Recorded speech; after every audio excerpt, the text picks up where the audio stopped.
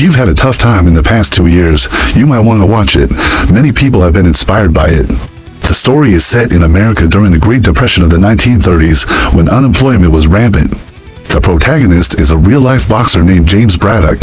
This unassuming guy would put on a false tooth at 4 in the morning, perhaps because his original tooth was knocked out by an opponent. Braddock used to be a boxing star, known as the Bulldog of Bergen. In one match, he could shake the ring, but the Great Depression turned him into a down-and-out man, crammed with his kids into a poor neighborhood.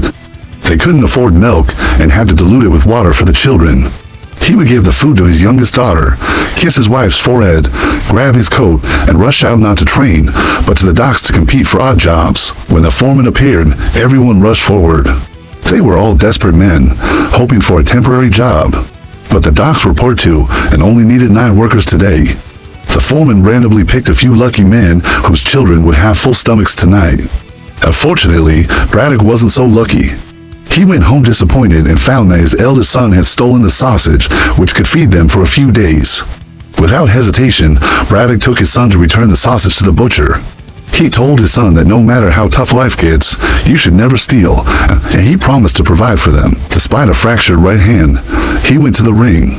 Win or lose, just participating would earn him $50, which was urgently needed. But the match was terrible. Braddock, who always relied on his right hand, broke it again in his habitual punch.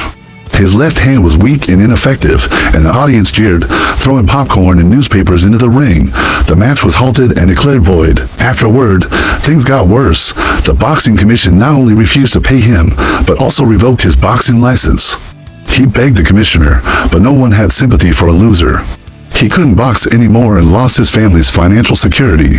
Braddock returned home, apologized to his wife with sorrow. She gave him a warm hug, but as the breadwinner, without money, they couldn't pay for utilities or buy food.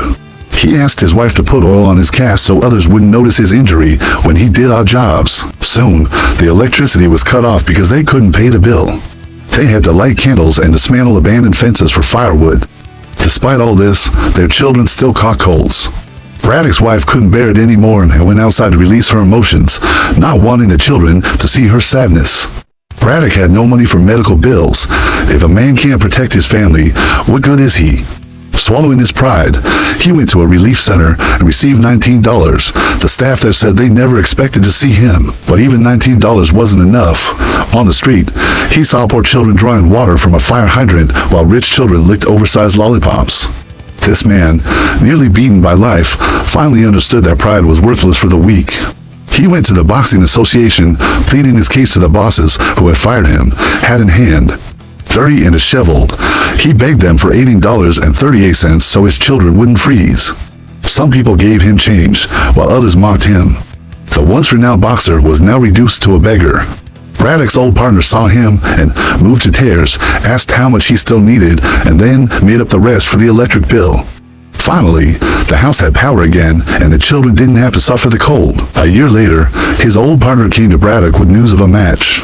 Braddock reminded him that his license was revoked, but the partner explained that this was just a replacement bout, not a comeback. The pay was $150. Braddock immediately agreed, hugging his partner.